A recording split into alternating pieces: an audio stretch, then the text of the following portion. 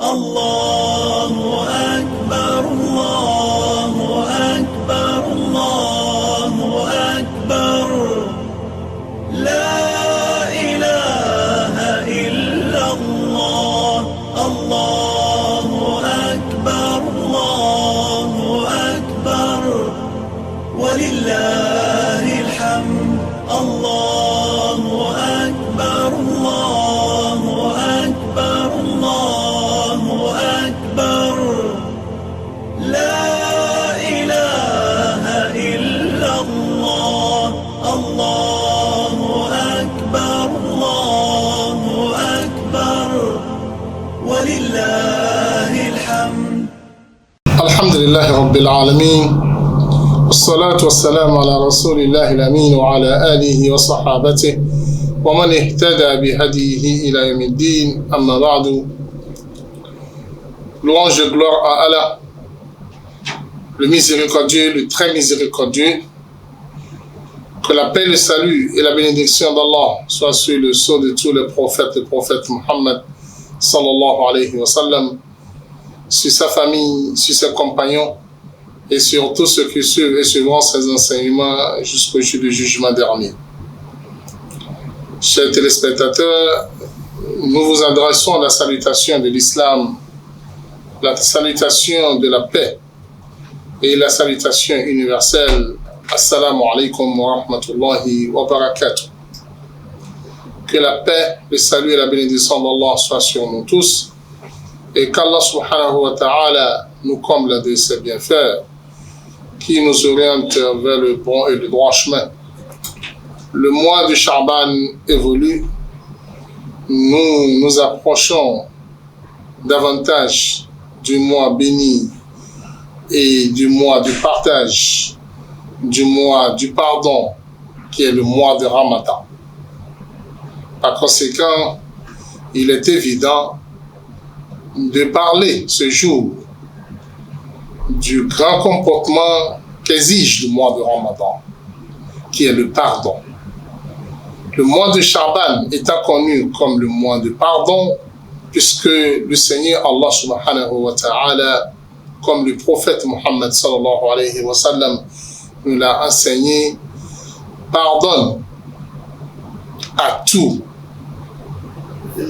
ses serviteurs, à tous ses serviteurs et les croyants pendant ce mois, sauf à ceux-là qui sont dans l'associationnisme ou ceux-là qui refusent de se réconcilier.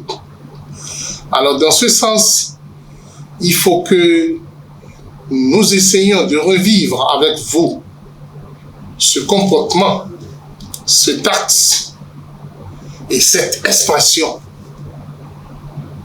qu'est le pardon. Le pardon étant une œuvre du cœur est à la fois aussi une œuvre des organes. Ça doit se manifester dans le comportement et ça doit être aussi exprimé par la bouche, où nous devons exprimer à chacun de nous. Chacun doit exprimer à son frère qu'il lui a pardonné par rapport à un mauvais comportement, par rapport à une mauvaise situation, par rapport à un événement, inacceptable qu'il a produit.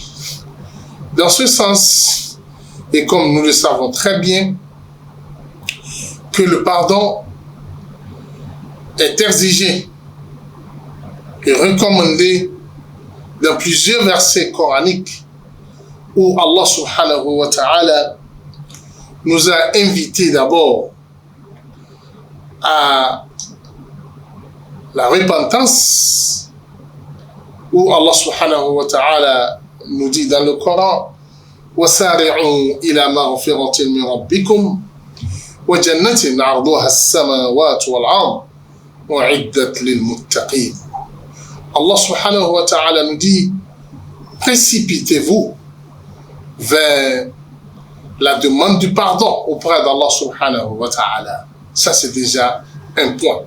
Puisqu'Allah subhanahu wa ta'ala a pour nom Afouun Rafour. Afouun Rafour. Le pardonneur, celui qui pardonne les péchés.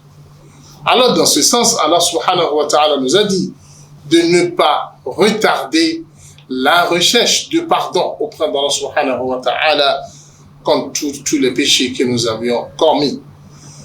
Au moment où nous demandons le pardon à Allah subhanahu wa ta'ala de nos péchés, nous devions aussi rechercher le paradis.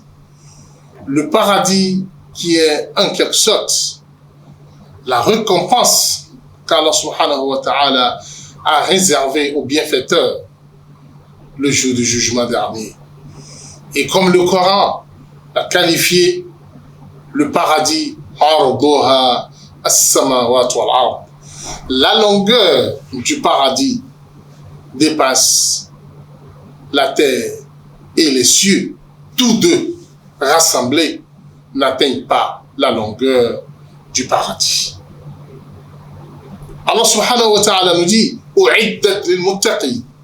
Ce paradis est réservé pour les pieux, ceux-là qui redoutent Allah subhanahu wa ta'ala, ceux-là qui ont peur du châtiment d'Allah et qui sont tout le temps à la recherche du paradis et de la récompense d'Allah subhanahu wa ta'ala. Dans ce verset, Allah a dit que ce paradis est réservé aux pieux. Qui sont ceux-là, les pieux? Quels sont les vrais comportements des pieux? Les vrais comportements des pieux, comme le Coran l'a dit, alladhina yunfiquna fis sarra'i wad dharra. Ceux-là qui dépensent au moment d'aisance et au moment de difficulté.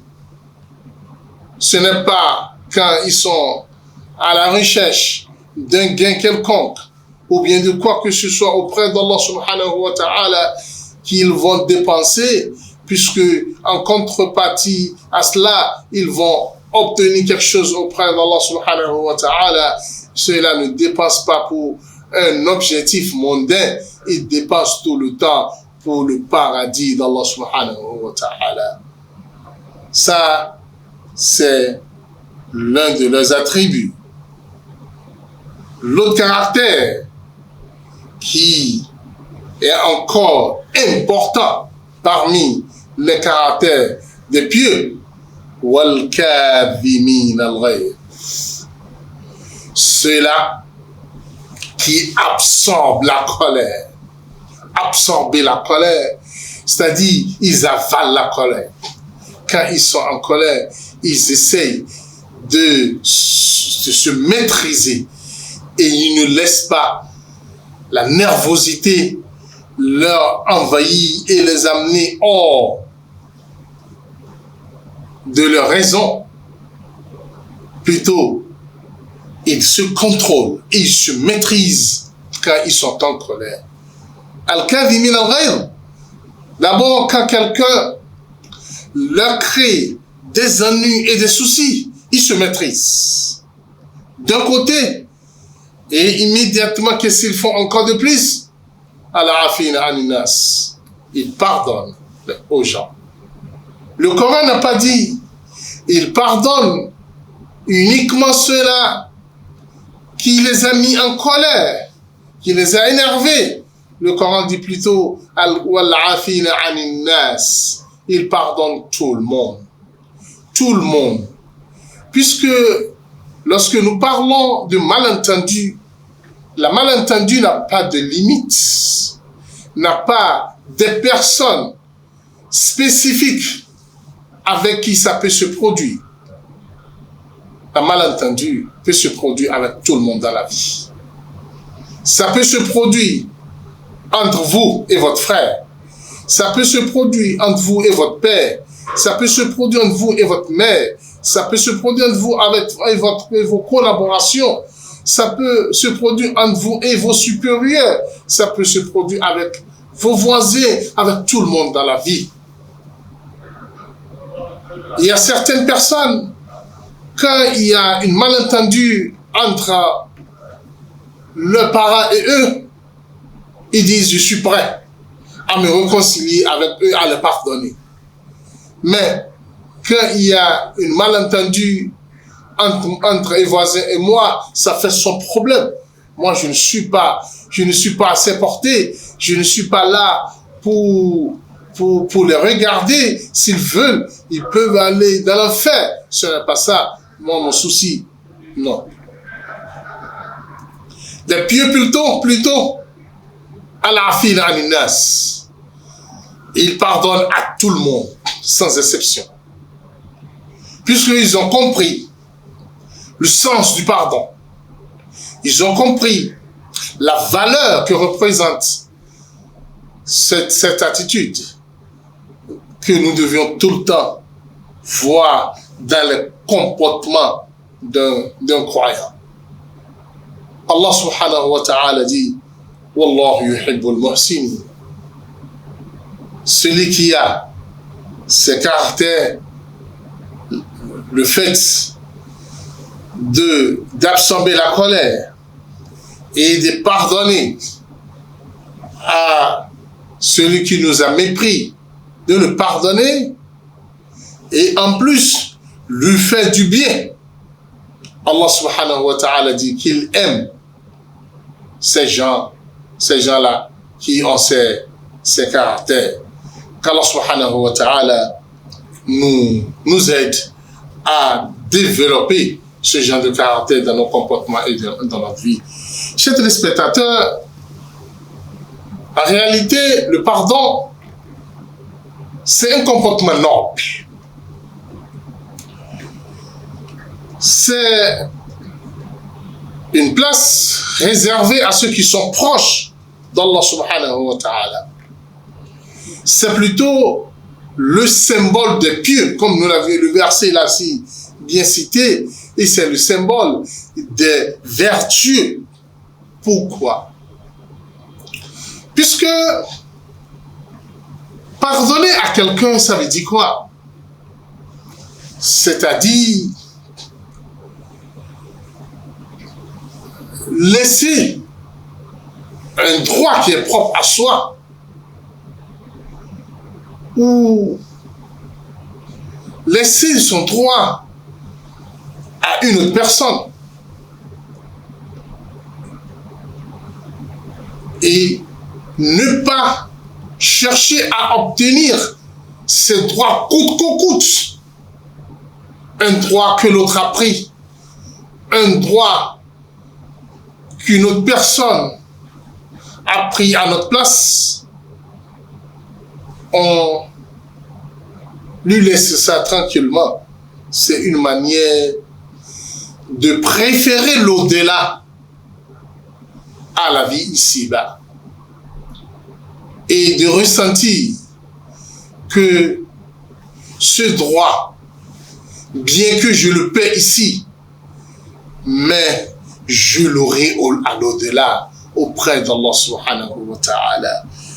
C'est réellement un grand sentiment. C'est déjà un sentiment de croyance, un sentiment qui confirme que nous croyons en Allah subhanahu wa ta'ala et nous croyons au jour du jugement dernier.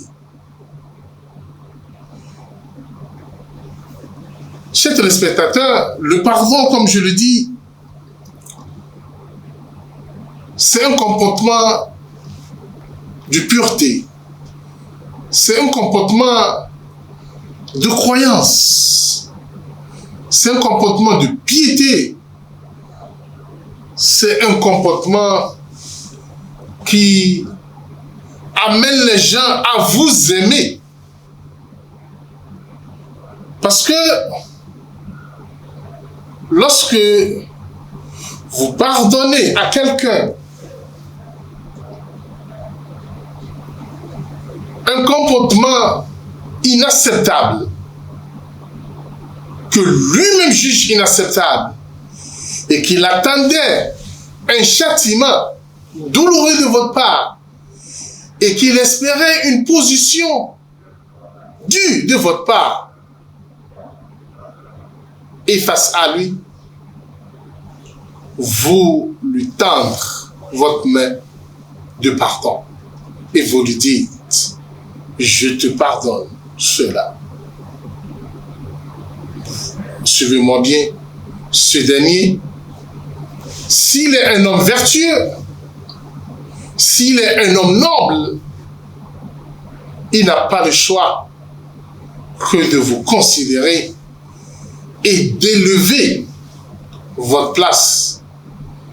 Et son amour pour vous doit être encore plus grand et plus grand. Mais comme nous le savons très bien, pardonner aux autres n'est pas si facile, n'est pas un acte simple. C'est une manière de se battre avec son ego, son égoïsme, et de vaincre sa passion et son amour pour soi, et de se soumettre au hadith du prophète Muhammad sallallahu alayhi wa sallam, la yuminu ahadukum hatta yuhibba li akhihi ma yuhibbu li nafsihi. Vous ne serez jamais un vrai croyant jusqu'à ce que vous aimez pour votre prochain ce que vous aimez pour vous-même. Et comme je l'ai dit, le cœur de l'être humain s'aime d'abord plus que toute autre personne. Et pardonner à l'autre, c'est-à-dire dit à son âme et à son cœur, malgré que tu aimes ceci, je te prive de cela et je le laisse à l'autre. Ça, ce n'est pas donné à tout le monde. Et comme nous l'avions dit, c'est l'acte de pieux. Parce que c'est une manière de refuser de se soumettre au désir de l'âme, au désir du cœur, mais plutôt répondre à l'appel d'Allah subhanahu wa ta'ala qui nous invite au pardon. Chers téléspectateurs, comme je le disais tantôt, le pardon, c'est une manière de ne pas chercher à venger. C'est une manière de laisser tous ses droits par rapport à une situation quelconque et ne pas chercher à faire du mal à son prochain parce qu'il m'a fait du mal. Il faut se rappeler que le pardon, c'est l'un des noms d'Allah subhanahu wa ta'ala.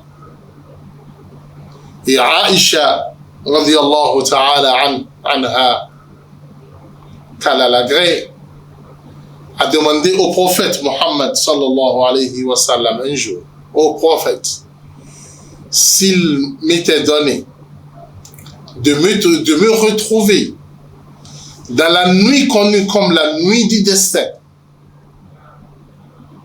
la nuit de Laylatul Qadr, où Allah subhanahu wa ta'ala exauce toutes les invocations.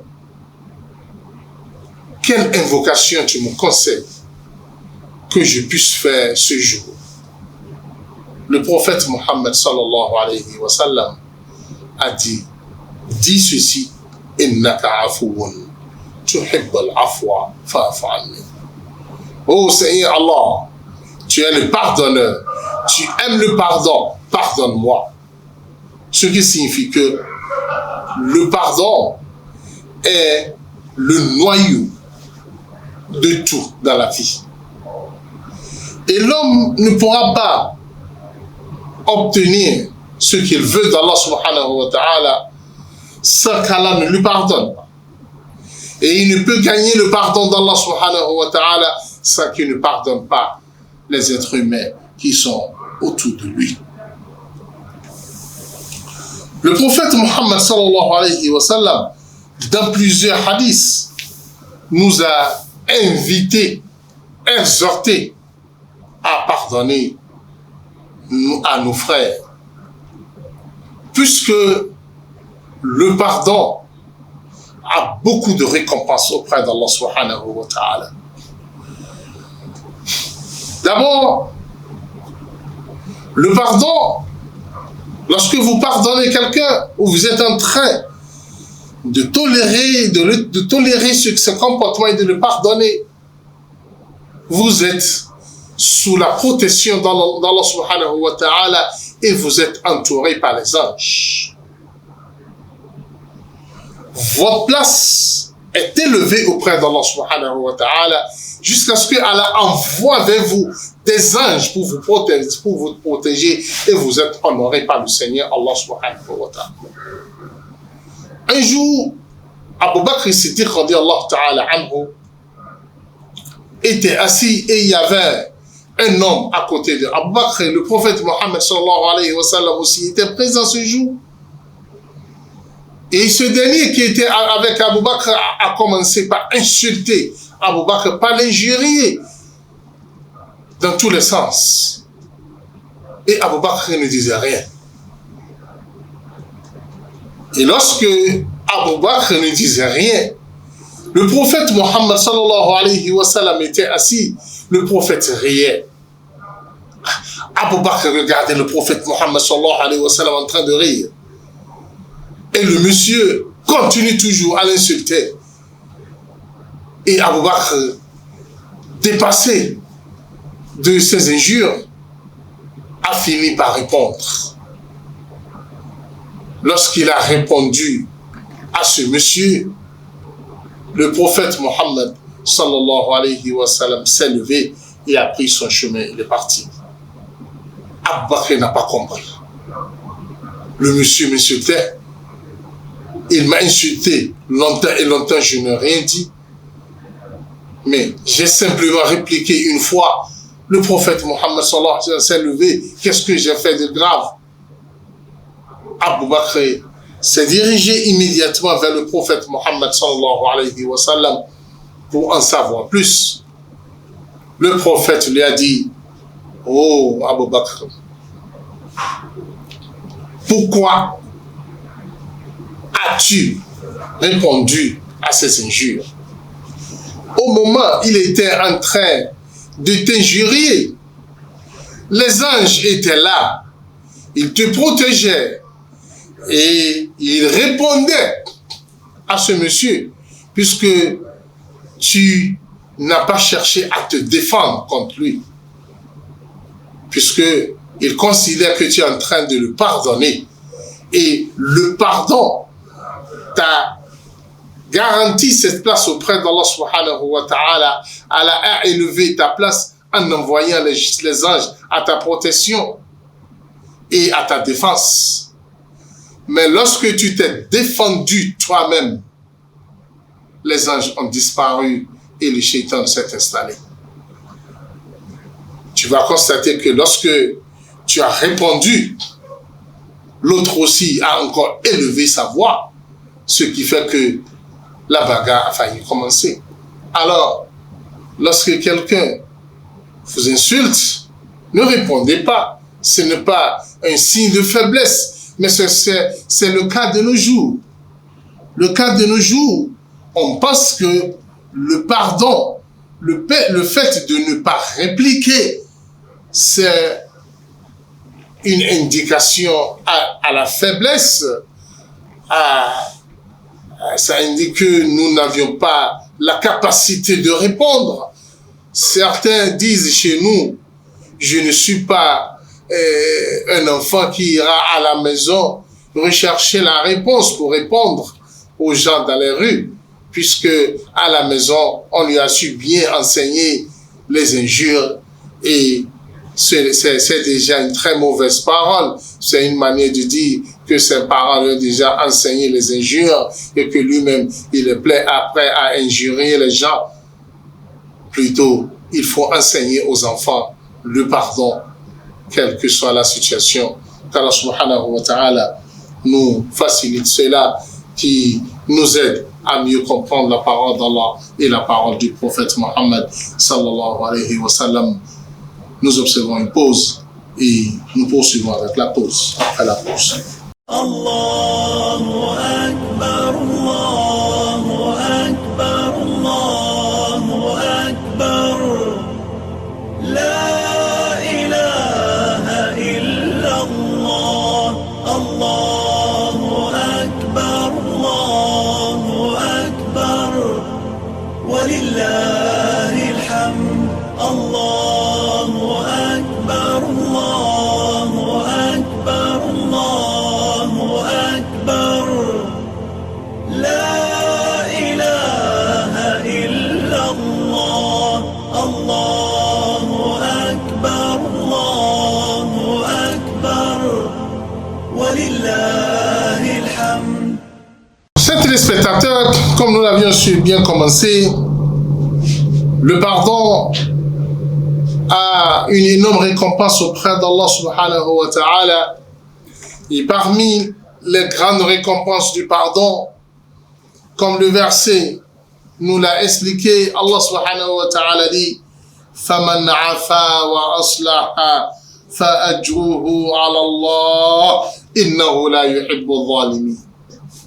C'est une énorme promesse qu'Allah subhanahu wa ta'ala a faite aux pardonneurs. Allah subhanahu wa ta'ala dit فَمَنْ عَفَا, quiconque pardonne à son frère, quiconque pardonne à son frère. Le verset ne s'est pas arrêté là. Le verset a dit wa aslaha, et il s'est réconcilié avec lui. C'est important. Parce que vous pouvez pardonner à quelqu'un et vous le laissez à son sort. Et vous l'oubliez. Et vous le considérez après ce jour comme étant un homme qui n'a plus de place chez vous. Et vous allez lui dire à partir d'aujourd'hui, oui, je t'ai pardonné, mais je ne veux plus te voir ici. Non. Le Coran dit, celui qui pardonne et se réconcilie, c'est-à-dire qui continue à faire du bien à son prochain. Et c'est ce que le verset nous a dit, où Allah subhanahu wa ta'ala nous dit, pardonne, et quand on te tend le pardon, accepte le pardon aussi. Adopte le pardon comme ton système de vie. Vis tout le temps avec le pardon. Tiens le pardon avec toi dans toutes les circonstances. Sans regarder la personne avec qui tu es en conflit. Non, ne le regarde pas. L'essentiel chez toi, c'est quoi? C'est de le pardonner. Je l'avais dit tantôt que il y a certaines personnes, ils ont catégorisé les gens avec qui ils sont prêts à se réconcilier. Et d'autres, ils se disent, je m'en fiche de lui. Non, en islam, tu dois pardonner tout le monde. C'est un proche, tu dois le pardonner. C'est un frère, tu dois le pardonner. C'est un parent, tu dois le pardonner. C'est un ami, tu dois le pardonner. C'est un copain, tu dois le pardonner. C'est un collaborateur, tu dois le pardonner. Puisque l'homme dans la vie ne peut pas vivre toute seule. Il a besoin de collaborer avec quelqu'un. Et en collaborant avec les gens, tout peut se passer, tout peut se produire. Et quand une malentendu, une discorde se produit, tu es invité à pardonner à ton frère par rapport à cela. Et Allah subhanahu wa ta'ala dit, khudhil afu wa'mur bil 'urf. Adopte le pardon et enseigne, ordonne exhorte les gens à faire du bien. Ce qui veut dire que toi-même, tu dois être un bienfaiteur. Et celui qui pardonne doit faire du bien à celui qui l'a pardonné. Et tu ne dois pas dire, je l'ai pardonné, mais je ne suis pas encore invité à lui faire du bien après cela. Allah dit non. Nous reviendrons sur cette partie du verset. Allah subhanahu wa ta'ala dit, lorsque tu pardonnes quelqu'un, s'il y a d'autres qui refusent de ne pas te rejoindre dans le pardon, il faut les laisser d'un côté. Tourne dos à cela. Nous allons venir tout à l'heure à cette hypothèse. Il faut savoir que lorsque vous pardonnez, vous êtes en train, comme je l'ai dit, vous êtes en train de combattre l'âme qui vous amène au péché, qui vous amène à aimer, à vous aimer plus que tout le monde, d'un côté, et vous êtes en train de combattre le shaitan. Parce que l'objectif principal du shaitan, c'est quoi? C'est de séparer les gens.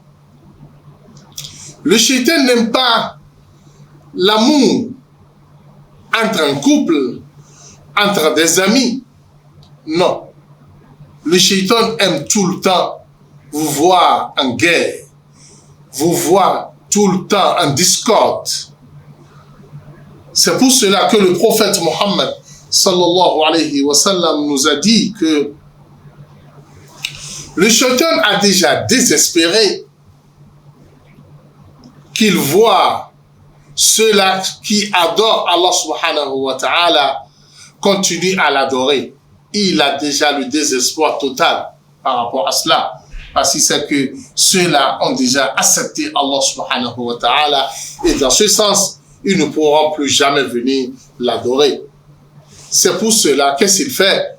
Le shaitan les incite tout le temps à des chamaillements, à des malentendus, incite celui-là à insulter l'autre, incite celui-ci aussi à insulter son frère, pour qu'il y ait tout le temps de bouillonnement entre eux et la malentendu s'installe, la discorde s'installe et la bagarre commence. Voilà l'objectif du shaitan tout le temps. Et lorsque vous combattez le shaitan à votre interne et vous pardonnez votre frère, le shaitan restera toujours humilié et sera énervé et va vous fuir. Le prophète Mohammed sallallahu alayhi wa sallam, un jour un monsieur était en colère et ses yeux étaient tellement rouges. Le prophète Mohammed sallallahu alayhi wa sallam a dit, je connais un mot, si ce dernier le prononce, tout ce qu'il ressent va disparaître. À les compagnons on dit quoi? Qu'est-ce qu'il doit dire?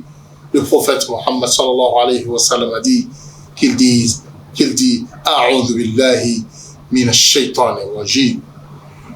Je me refuge vers Allah subhanahu wa ta'ala contre le shaitan, le maudit shaitan.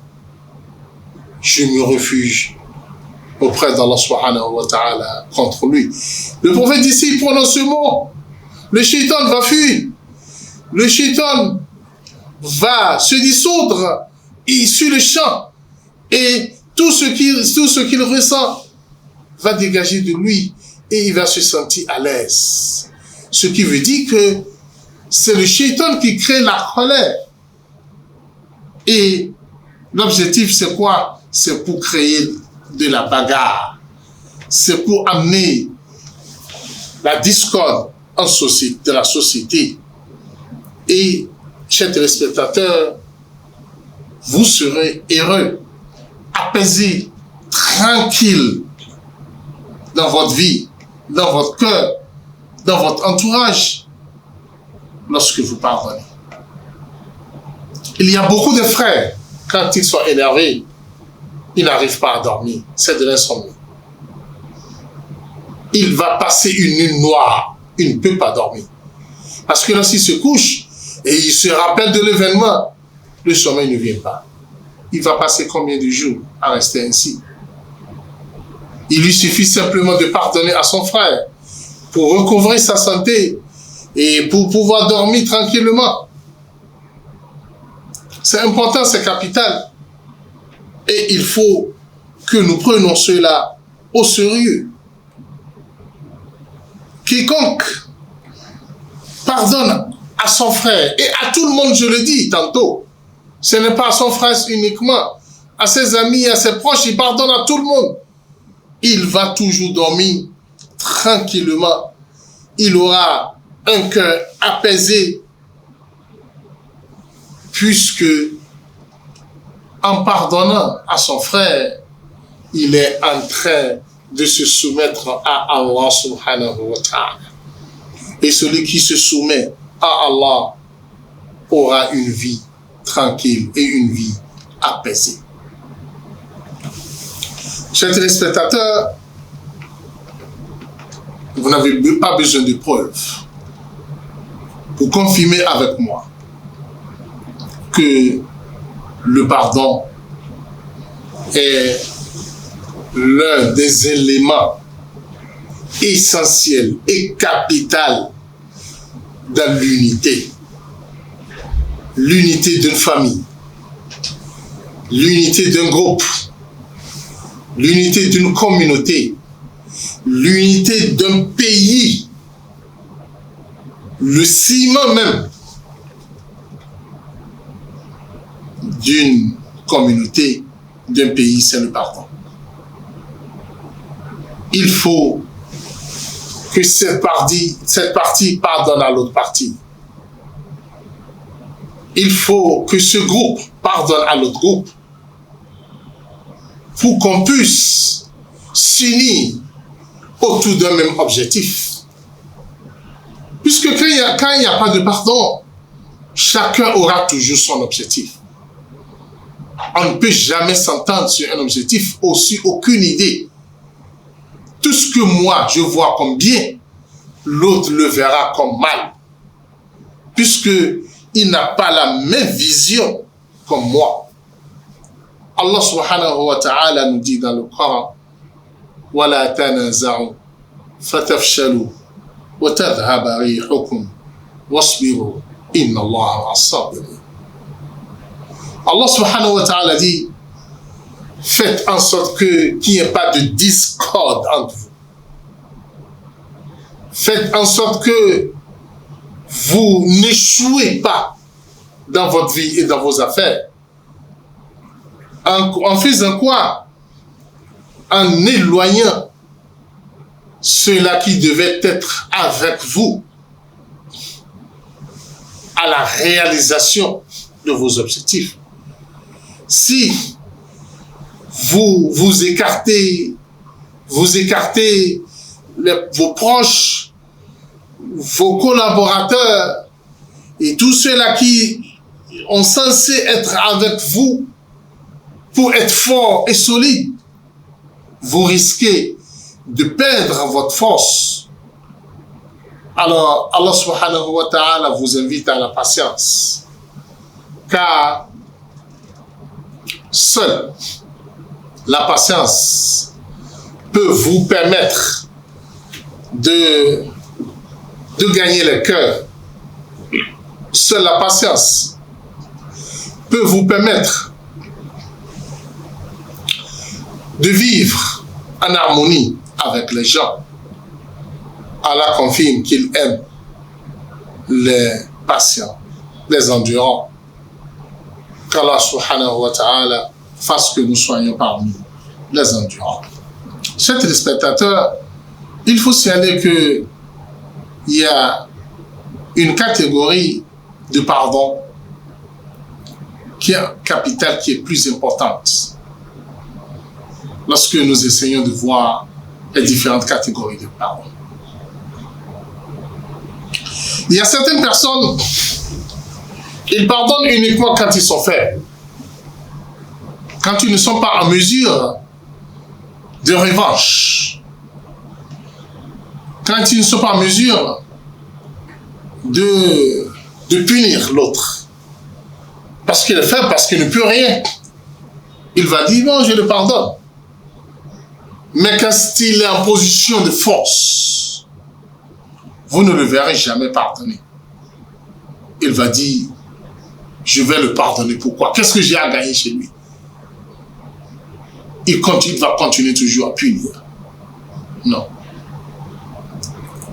Le pardon qui a plus de valeur auprès d'Allah subhanahu wa ta'ala, le pardon qu'Allah recommande et qu'il demande de nous, c'est le pardon lorsque nous sommes en position de force.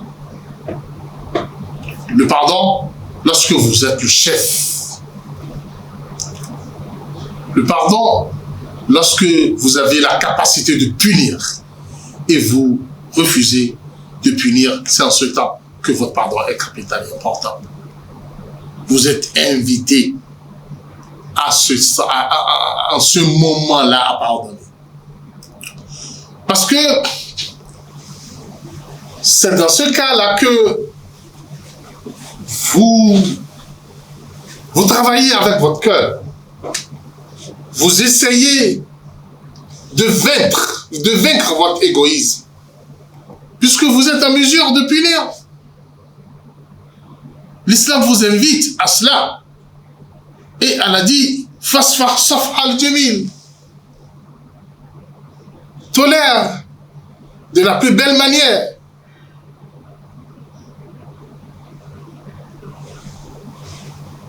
Le Coran nous a beaucoup parlé de cela, puisque cette catégorie de pardon est au sommet du bon comportement. Et c'est à cela que nous invitons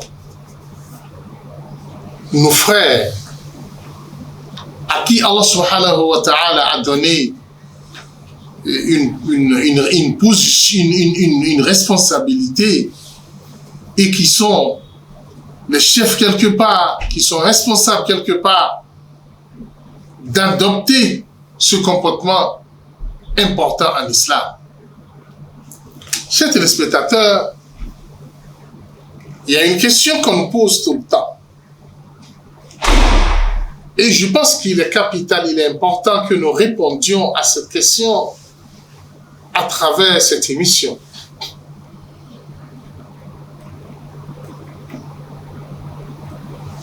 Mon frère, mon ami m'a fait du mal. Je lui ai pardonné. Mais il continue toujours. Malgré que je lui ai pardonné, il continue toujours à me faire du mal. Que dois-je faire?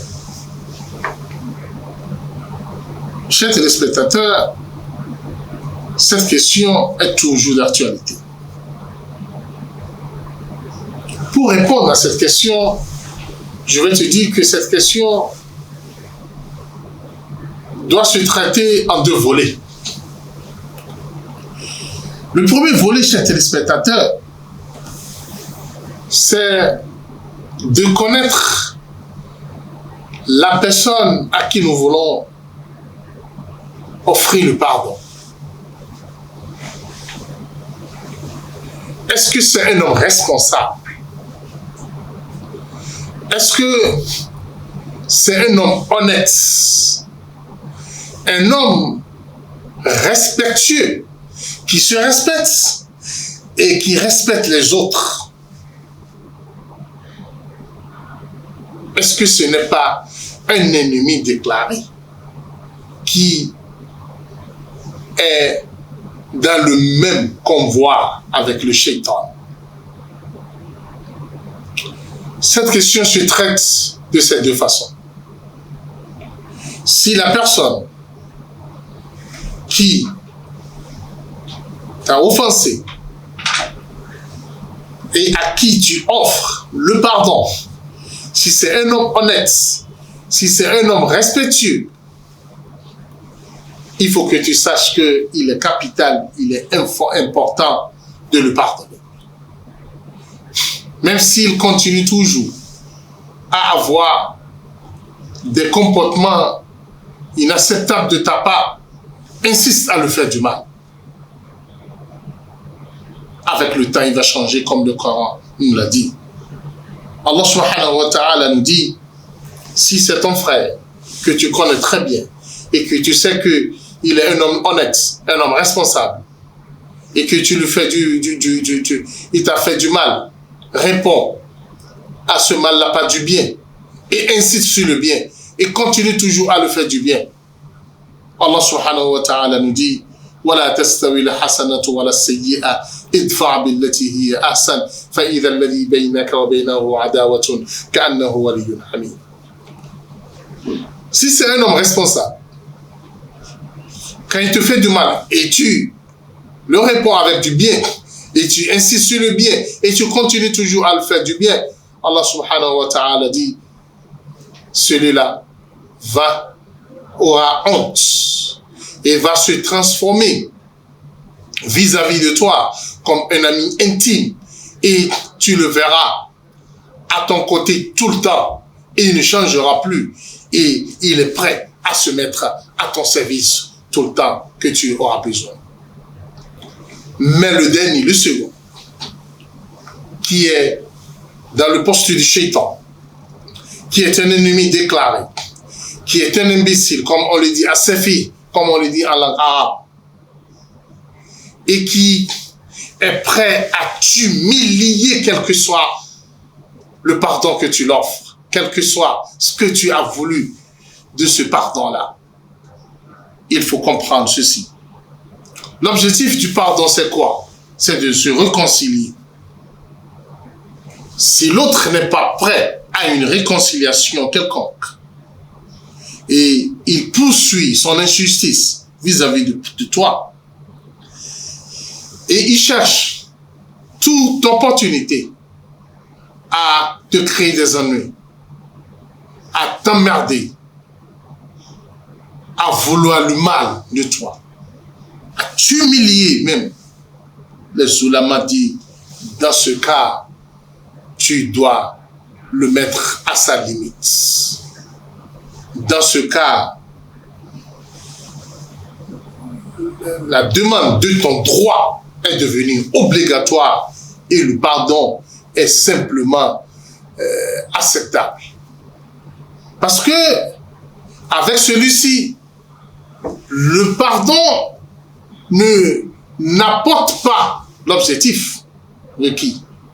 Alors, il faut l'assigner à la justice, il faut chercher à obtenir ton droit pour pouvoir l'amener à sa raison.